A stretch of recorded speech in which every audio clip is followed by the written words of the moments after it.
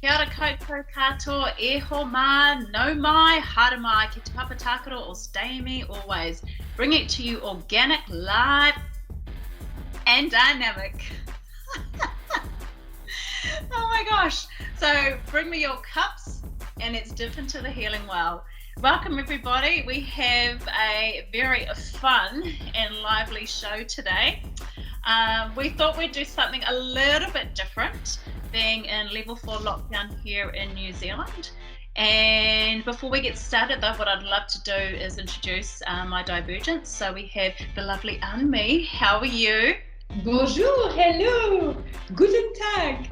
How are you? I'm amazing, thank you. In Australia, we're pretty privileged, so sending you lots of freedom thoughts, positivity, and calmness, because relaxation and the normal situation will restore. Oh, fantastic. Thank you so much. And I accept all of that love coming your way. And then we have Teasy created. Wow. Woo! Buenas tardes, mi amiga, mi amigas, mi amigos. You know what? How can I serious when I'm looking at that luscious mane? So look, everybody, what we are doing is we're going to be holding a series of lockdown handles of hope, which we've called it. And what we're going to be doing is focusing on emotional wellness. New Zealand is in a level 4 lockdown. And what we're trying to do is really help everybody get through these tough times. We've been made aware that the lockdown has been extended up until Tuesday, 11:59. So you know what? We're going to focus on the positive things to get us through, different ways and means to ensure that we remain cool, calm and collected. And obviously you can see here, I have this lovely wig on, and so does Teasy. So we thought would be, and obviously Anne-Me has got her beautiful hat, Palpate. What I would do is share with you something fun that I do with my children, and we're doing this during our last lockdown, and we're going to be doing that this time round.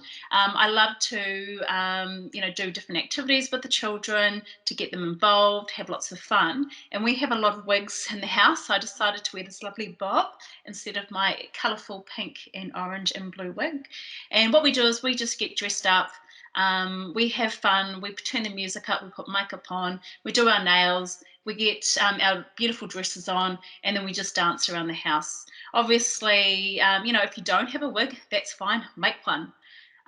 It's not a necessity that you have to rush out and buy one, but it's about being creative, having fun, and really ensuring that you involve the children and get them off those devices. I know at the moment I'm getting a lot of emails sent through from my kids' schools asking if they've got devices for their homework. What I have requested for the school to do is actually send me through the paperwork so I can actually sit at the table with their pens and their colouring pencils and actually work through the documents manually versus on a device. They're on the device enough as it is, so I want to try and do it in a different way. Anne-Me, for you, I know we spoke this about on the show yesterday.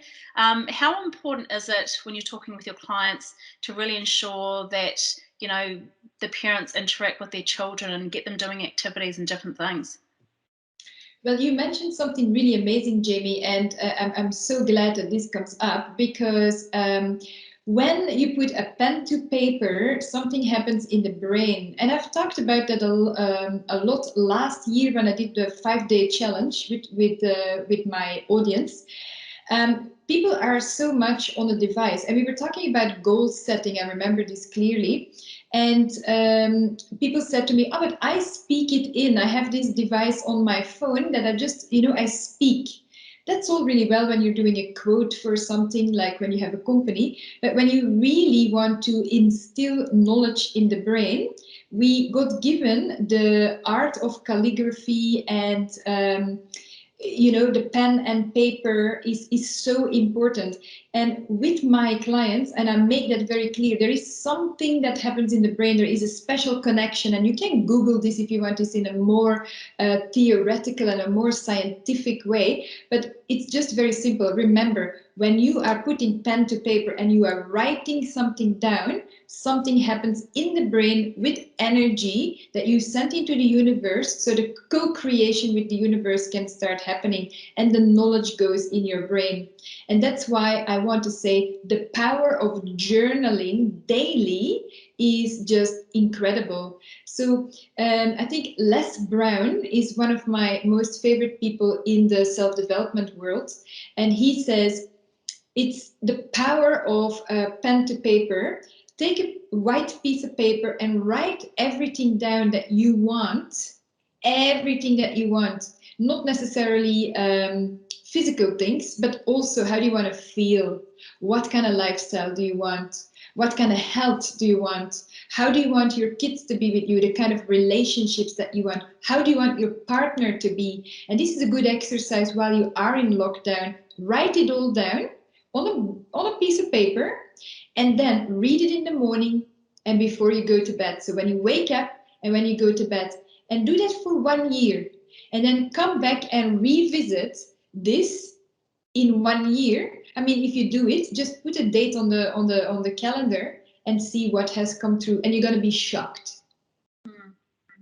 Yeah, no, I totally agree. I was mentoring a young girl today, and I concur with everything that you were talking about. It was really important that I gave her some tips around how to different tools that she could use, because what she was finding is she was using so many different books to document and write everything down that she was getting lost. She was losing the book, she was losing the piece of paper. And I said to her, look, it's been hard for me also, because I was one of those individuals that had different books for everything. I think I had one for different stores that I was looking after, and different regional managers in different areas of the business. But what I was finding is that the tool that we all have, and as much as I was just talking about getting the kids off the device, is your phone.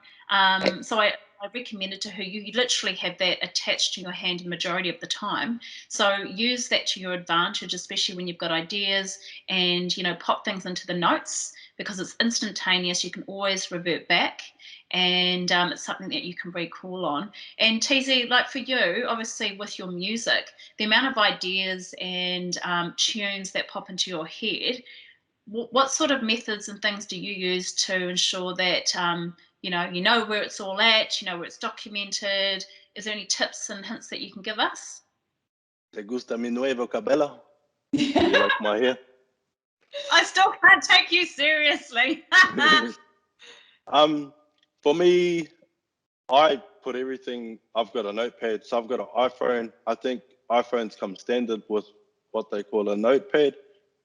So it's a yellow icon, and I write all my lyrics in there, like the incipient stages of my lyrics, and then I move into Google Docs. So yeah, I would have to concur the power of writing. So for me, I'm writing lyrics when I get new tunes, when I'm walking around, and I could be anywhere, man. I could be on the toilet, I could be in the shower. And so if I'm in the shower, obviously I can't just get out and grab my phone because my hands are wet. So what I do is I just keep going over the tune and developing it until I get up. And then once I get up, then I'll dry my hand, grab my phone, and there's a app on an iPhone called Voice, and then I go into that, and then I record the tune. So I think, concurring with what both you and Anmi have alluded to, when you write stuff down, you're actually activating the path of that journey through the midst of it, and then into the fulfillment of it. And it starts with taking down the ideas, jotting them down, and then developing them. And as they evolve, you see everything start coming to life, and you start applying the knowledge that you have, and then learning new stuff about it. And it's a whole process of moving from an idea and then into the midst or the crux of it, and then like for me, mixing and mastering with music, or writing the lyrics and developing the lyrics for a track all the way through to the finished product. And it's very, very powerful. And once you get into that process, then you can translate that over to anything that you're doing. No, I totally agree. Well, I mean, I'm seeing you flipping around with a book. Is that something that you want to share? I'm eager to know what it is. I'm not sure if you can see, but it's I'm just trying to show. It's like my notebook. It's full of notes and highlights. Yeah, I'm not sure if it's visible. Yeah. Yeah, we can see it. So I have various books and I write things. Like before I was also typing, you know, because I thought typing was it, but it's apparently like, that's why I said I'm so happy that you sit down with the kids and actually physically write with a pen is so powerful, so powerful. Yeah. And we were also talking earlier to me, just referencing back to lockdown, that there's actually quite a number of different countries that are out of lockdown, but also still in lockdown. Do you want to share with us those countries? Certainly, because I actually didn't realize it until we did the show yesterday. And because there are so many countries that are open now, such as America. I think South America is still partly in lockdown. Europe is open, Dubai is open, Russia is open. The majority of the West is open, but like Asia and Australasia, and obviously, you know, New Zealand is also in lockdown. And in Australia, it's quite divided right now because Queensland is quite open, but New South Wales and Victoria is in quite a hard lockdown. Although we are still quite privileged because we can do exercise, we can go outside and stay in a radius of 10 kilometers around our house. However, like people in the Philippines, they are in hard lockdown and they can only leave once a week to go to the shop, one member of the family. So it's very different to what we call lockdown. Yeah, and I'm actually talking with Teasy because he was in the lockdown in Australia last year, and obviously experiencing this lockdown to be quite different. Teasy, what else have you been doing over the last day to kind of keep yourself sane and positive and energized during lockdown? I've been distracting myself with things like writing an NDA for PlayUp's music, and then working on Amazon products, talking to manufacturers, because obviously China is still operational. I actually, like my life here is actually like I live in a bubble anyway, because I don't really go anywhere. I just stay home unless I'm going up to Auckland for meetings, or I'm negotiating possible shows or talking to my agent for acting gigs and stuff like that. So yeah, my life since I've been back here has basically been lived in a bubble anyway. So as much as it's an easy transition activity wise, it's a mental transition that you have to make. And that's been difficult because like I like going to Wendy's. I like going to Wendy's for burgers, and I like going for a walk and going to cafes and having a mocha. And if I can speak to being in Melbourne and being in lockdown for over a year, and then being back here and there being no lockdown, and then all of a sudden it's a level 4, because I've never been in a level 4, and it's quite eerie. You're walking around the streets and there's hardly any cars and hardly any people, and you know, you'd see the odd one or two. Everybody's got masks on. Like me personally, I don't like wearing masks, but because I respect the boundaries and the health of other people. So like when I was in Melbourne, I hated wearing masks, so I just used to stay home or deal with people at my clinics. Being here is a whole different ballgame because it's a level 4 and it's just all out lockdown. So yeah, going for walks is all good. But I mean, I live my life in a bubble anyway, so that part of the activities is an easy transition. Yeah. And I actually like the fact that you brought up that valid point about it being a mental kind of strain, because for a lot of us, and I was talking to a young girl today, and she was explaining that up until lockdown, she was stable, she was structured, she had her life in order, but as soon as lockdown hit, it was the psychology of knowing that we were going into lockdown where everything just kind of threw her into a bit of chaos. And I suppose too, it's really finding different ways and means to help you get through that mental strain and that mental stress. And it's more so talking about it and communicating with your friends and your family so that they can actually help get you through those tough times.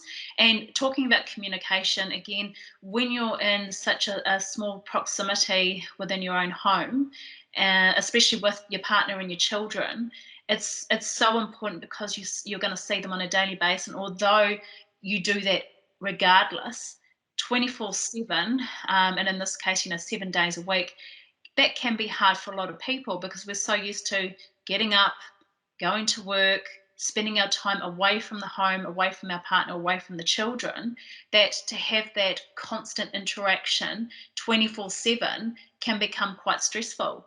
Amy, can you give us any kind of tips and hints in terms of how we can better communicate with our loved ones during this lockdown? Yes, but I think we talked about it briefly. We touched on it yesterday about setting boundaries, and of course, open communication is very important. And I think we need to establish common ground within the family. So it's annoying for mom, dad, the kids. It's annoying for everyone. And I think it's very important to point out that there needs to be respect.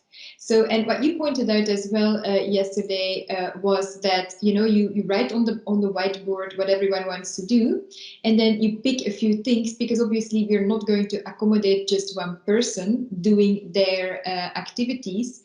So setting boundaries and pointing out the importance of me time is super important. And I think the kids learn to kind of do things on their own without the devices. So my advice to people is, if you really want to grow closer together, shut down the computer, shut down the phone, put the phone in a box for set times. Make, between, I don't know, I'm just saying something, between 10 and 1, because, lunchtime, you're going to probably eat something anyways together.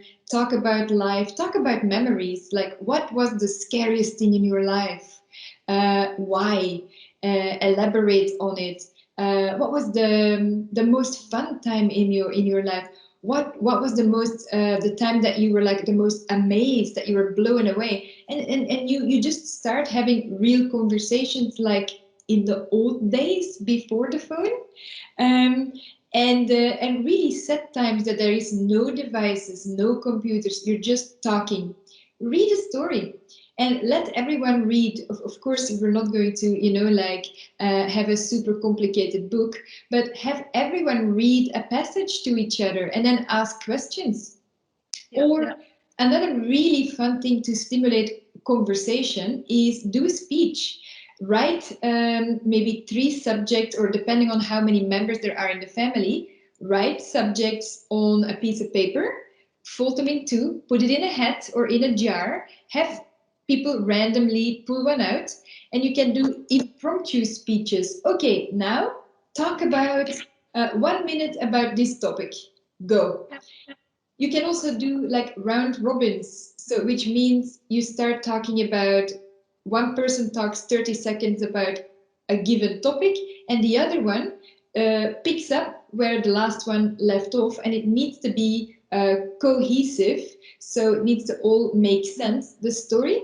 So and that's how you really start to kind of develop communication, and you learn to structure your communication as well that way. Yeah, fantastic. That's really great ideas. And that I do with my children. And also what I like to do as well is, especially my last lockdown, I found it quite difficult. I know at the time I didn't have a partner, so I was doing it on my own, and I found it quite difficult, trying to communicate with my children, because I was in a state of array all the time. I was stressing out. I was trying to overcomplicate things when it was actually quite simple. And coming into this lockdown, what I've learned from last time, obviously my circumstance is different now, that it's about sharing the load. So what I didn't do last time was that I didn't actually communicate enough with family, and I didn't utilize at the time the technology to be able to have conversations with, my mum and my dad, my aunties, with my grandparents, and even with the kids' dad. And what I could have done better was actually set up conference calls or Zoom calls with the family, so that we could have these conversations, have some games, play some games, but also give the kids the opportunity to spend time with family, even though they can't physically be in their presence. And then I could actually take that time to myself and just wind down to get myself back on track. And I suppose being a single mum at the time was quite difficult, because you've got that expectation and that you feel that you have to do everything on yourself. And then that mental strain and knowing that nobody else is there can become quite daunting. And it's really understanding and knowing other ways and means to reach out, so that you can give yourself that time. And I know we spoke about this yesterday. I made it quite clear that with my children, I will tell them right from the outset that mummy needs her time. So these are the things we're going to do with both of you, and mummy's going to do this by herself. One suggestion that I am going to make, especially when you do have your partners with you or other adults within the house, is to really be open and discuss that throughout the day. Can we take an hour or a couple of hours each? Can you look after the children while I go away? And I'll go into the room and I'll shut the door, maybe read a book and listen to some music and have some me time, and then reverse and give the other adult the opportunity to have their own time, and then you can come back together. Teasy, for yourself, do you have any other suggestions in terms of different ways and means in terms of communicating with your loved ones around you?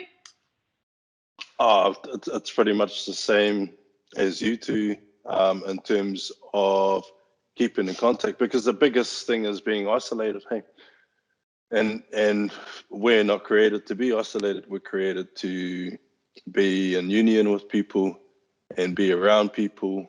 And so that's the hardest part. And as I insinuated before, it's the mental transition that you have to make. It's not necessarily the activities, because as I said, I've felt like I've lived in a bubble since I've been back here in Aotearoa.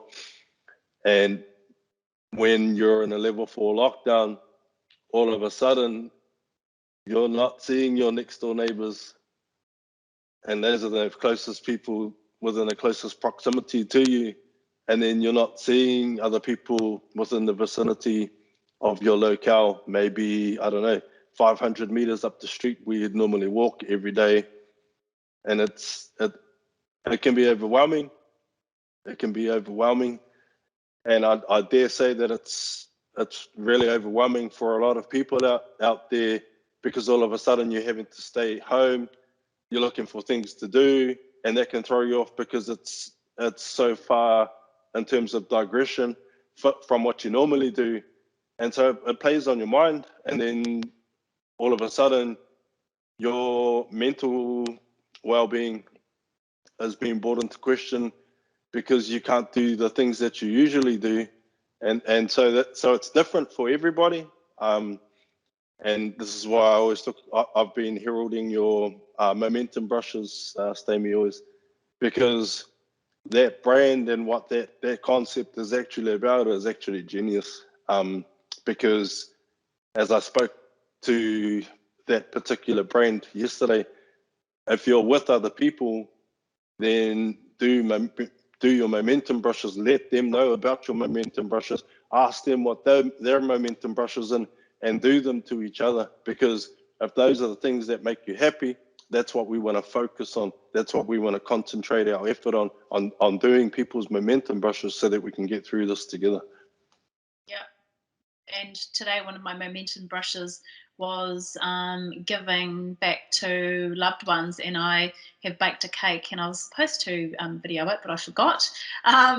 But it's so important that we start giving back and making people aware and communicating that, as opposed to assuming that they're going to understand and know what you're doing and what it actually means to you. May, have you got anything else that you want to add to, in line with what Teasy was talking about? No, I completely agree. And there is actually so much that's flashing through my mind, because I was giving advice to people who are at home with 2 or 3 children, or sometimes 4 or 5 children if you have the kids from the extended family, you know. So it can be quite hectic sometimes staying at home with, you know, 2 sets of kids. But then there is also the people that are single. And what I would say is try to connect with other singles, do Zoom meetings, do Skype meetings, meet up, set time, because having a schedule is also something very powerful for the mind, because you create a structured day, and structure is something that we need. And then another thing for single people during lockdown, I would say write a list of all the things that you have always wanted to do, all the things that you've always wanted to know more about, and start researching. Because the good thing is, the internet can be, it can serve in a positive way, it can serve in a negative way, but it's all about a choice. So Netflix can be good if you just want to do a brain dead activity and just, you know, okay, just enjoy for a while, but put a time frame, put a timer. Say, okay, this is 1 hour, maybe 2 hours maximum, because we need to think about, do we choose education? Going back to what Teasy said yesterday, or do we choose entertainment? So entertainment versus education. And what I mentioned as well this morning in my life was, that people always have the excuse like education costs a lot of money. But that's not necessarily true, because virtually everything is available for free on the internet, right? So if you really want to learn how to sell things online, or you want to learn on how to open your own business, or how it all works, it's all there. All you have to do is type it in GOOGLE, and there it is, right? Or in YouTube, and you can take note and you can educate yourself. So the choice is yours. But as a single person, create a support network with other single people, do a Zoom meeting. And you can, I know people who've created networks of over 100 people. They come together, then they split up in rooms and they talk to each other. And there's even relationships that have come out of that. So it's all possible. Don't let the situation and the energy drag you down. Use it as something new. It's time to reinvent and be innovative and create, instead of spiraling down and feeling sorry for yourself. Yeah, totally. And I suppose too, it's also looking at our grandparents as well, and thinking about them, especially when they're isolated in these kinds of times. And I know for Teasy example, you set up, you know, your pop with, you know, a device to be able to communicate with everybody. And at the age of 80, he's a pretty good whiz on the older devices. Yeah, he's one of those people who can make the mental jump through a lot of things. For example, you know, he's 82 years old and he's had an iPad for probably the last 5 years, and he knows how to browse. It was interesting watching him, how he reacted, because like obviously most phones are, and I'm talking about the old dial phones or the old push button phones, they have a connection to the wall. And I remember the first time watching him on this device, his iPad, And I'm seeing him looking at the router, and he's looking at this thing, and I said it's a radio frequency. The data travels over through that radio frequency. And if you explain things to older people without being disrespectful, because my grandfather is my king, and so if you explain it to them in jargon that they understand, so I know that he understands mechanical stuff, electrical stuff, and so I put the concept together with radios. Look, that information has been beamed to your iPad via a radio signal, and it's like having a river and floating down packets full of goods. And so that's how I explained it to him. But in this instance, that river is invisible, but it's there. It's just like a rainbow. You can't see them until it rains. Yeah. So I would encourage everybody to, set up a device for your grandparents, your nana, your papa, your koko, and keep communicating, and definitely encourage the kids to contact them on a daily basis, maybe in the morning and then in the evening. And let them talk about their experiences for the day. And it's a great opportunity, and again, as Anne said, for their grandparents to tell them stories of what their life was like, pre-COVID, but also pre-devices. I know my young daughters constantly say to me, "Is that an olden days car, Mum?"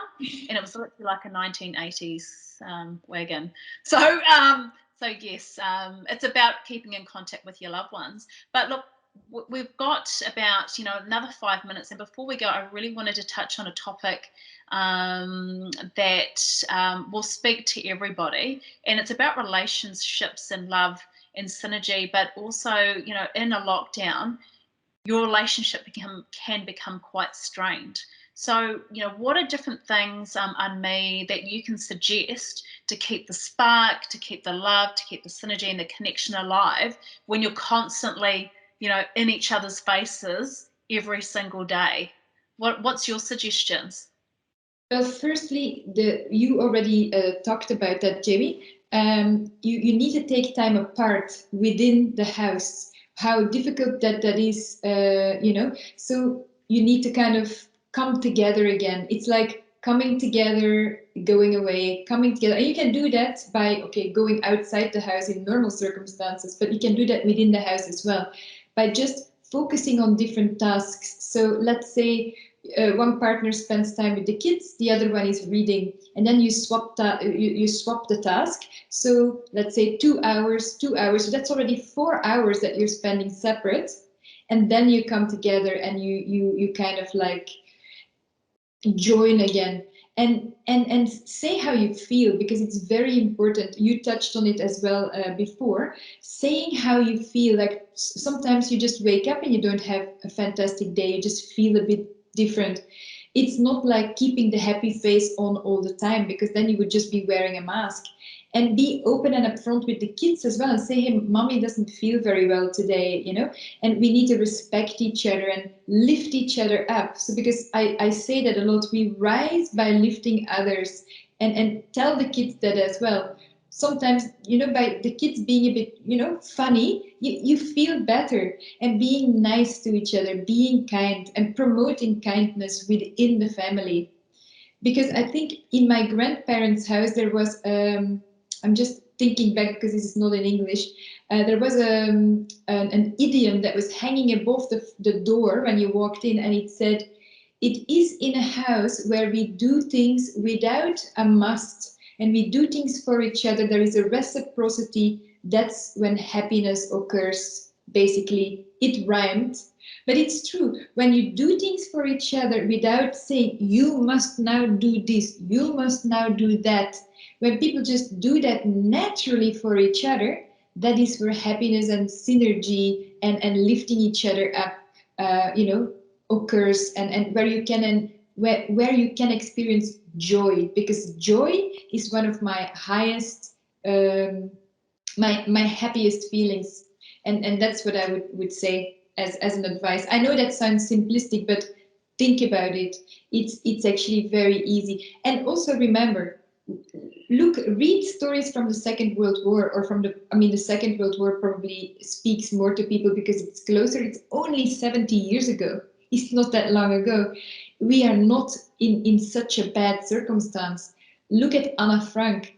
You know, she was hiding for years in a tiny little room, and they made it work. So we can make it work too.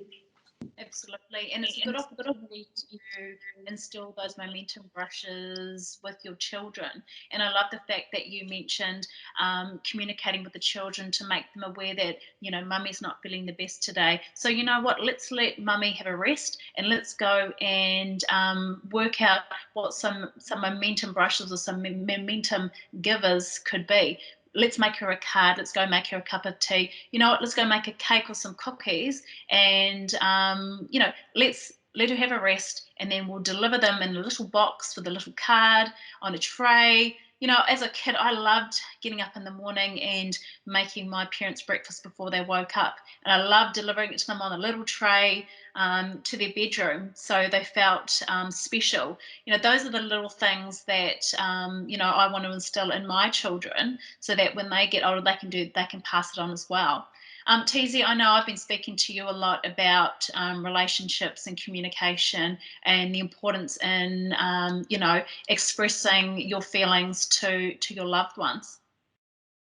Yeah, I think here in New Zealand especially, and I'm going to speak to all of my friends out there here. I think there's this prevalent mindset where we have to be staunch as men, where we have to be macho, where we have to be alphas, and I'm none of those. And I'm not saying that there's anything wrong with that, but the problem with that is when it comes to taking care of your women and your kids, you're actually doing them a disservice by being macho and being an alpha. I do not acquiesce with any of those characteristics. I'm the total opposite.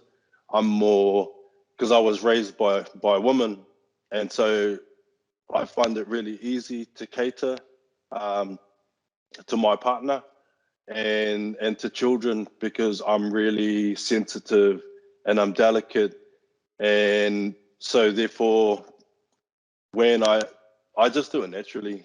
Like I talk openly, I talk about my feelings. I'll talk openly with my partner about her feelings, and with the kids I'm just open. And I think here, because there's that prevalent culture with males, and then that progresses on to the next generation, and then there's this big this big communication chasm. That's like a fissure where people close off, and I think those are momentum killers. They're not momentum brushes. And so we really need to get in touch with our inner feelings. And if you're with the right person, they'll know how to cater to that anyway, because they'll see that you're pouring out your heart, you're pouring out your soul, and you're looking for them to stroke those momentum brushes and make you feel good. And then you stroke theirs, and it's just a communication where you talk to each other. This is what I need from you. And then you tell them what you need from them, and then you do the same with the kids, and it becomes a real family affair.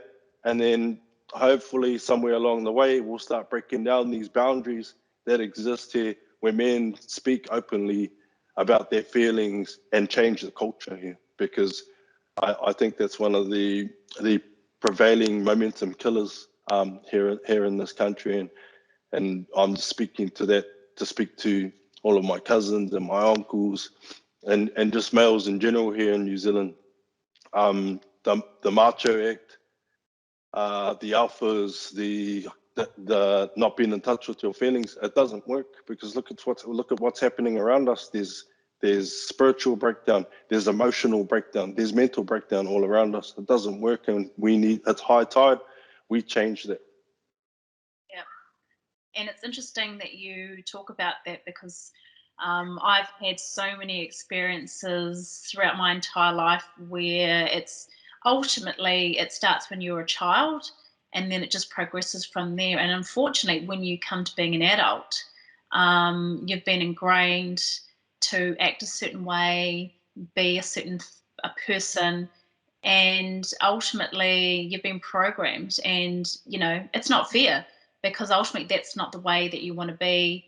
And it starts again, and we keep talking about it from your first 7 years all the way through. And what's important, to go back to exactly what you're saying, Teasy, is actually just being vulnerable and allowing yourself to be vulnerable, so that you can really express those emotions and those feelings. Gosh, this is a topic that we could talk about forever and ever. And look, Anmi, I'm going to actually ask you to come in and before we sign off. And I think this is a really key discussion point that I want to continue into tomorrow's show.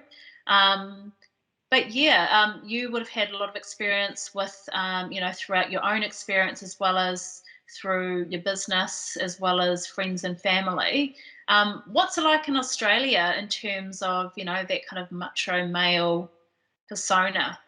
I actually think, and Teasy, I'm pretty sure you will concur, it is an Anglo-Saxon problem.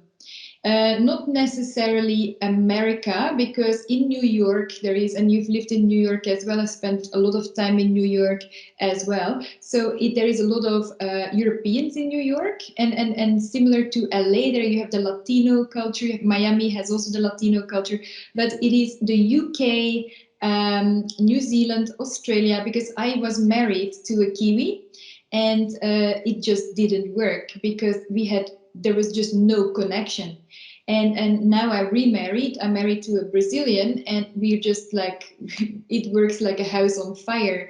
And just going back to what Teasy said before, a relationship, to me, a good relationship, and I teach programs on good relationships, and I help people heal from these emotional traumas with where men just are in that alpha. And there's nothing wrong with an alpha man who can tap into his feminine energy. And with feminine, I don't mean wearing a pink shirt and being like, oh, you don't need to be like a woman. It's nothing to do with that. But tapping into your feminine means that you can receive.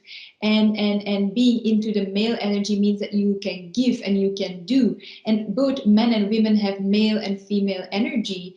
And just with the client before, when I came on the show, we were talking about that when that balance is right within the female and that balance is right within the male, that is when a relationship can work really well.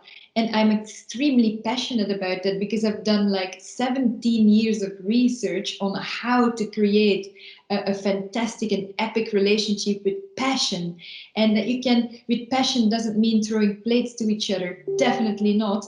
But it's like what Teasy said was so true. It's a family affair. It is filling each other's cup, and then the cup is always full. So there is really no issue. You're not lacking anything. And I can go on for hours, but it is also when you are in lockdown with a partner, what I want to say as an exercise, what you can do in the morning and at night before you go to sleep, is say to each other, one thing I appreciate about you is this. One thing I appreciate about you is that. Thank you for being you. That is so important. Looking at what you have, not what you don't have. I love that advice. And we're definitely going to keep this into tomorrow's show. So definitely stay tuned. I'm really looking at understanding how to create a passionate and an epic relationship, and being able to pass that on to everybody as well. And look, everybody, we're going to leave it there. So hopefully today we've been able to provide you with different ideas in order to fill your handles of hope. But definitely come through 10 o'clock tomorrow in the morning, and we will be discussing relationships. But again, if there's anybody out there that has any questions or queries or comments, definitely jump onto the YouTube channel, StayMe Always the Healing Well, like and subscribe. I had to do that. But we want to hear your comments. We want to hear what your momentum brushes are. so that we can share them on the show and give our audience a different perspective in terms of what you all do. But I just want to say thank you very much to my divergents, Anne-Me and Teasy. Thank you for today. Muchas gracias por tener mis hermosas amigas. Oh, thank you. And thank you to the audience for tuning in. But definitely, if you've got anyone out there that is calling out for support and for help, jump on the YouTube show, share the link. Definitely get in contact with Anne-Me. She's got some amazing advice in terms of different ways that she can help you to get through this lockdown. And even Teasy, you've got so much background experience in your life skills and obviously spirituality and what you subscribe to. And even, hey, give me a shout on Insta and on our social media. But hey, everyone, stay safe, remain positive. It's another day tomorrow, and I'd love to hear from you. Take care. Ciao. Ciao, Bella.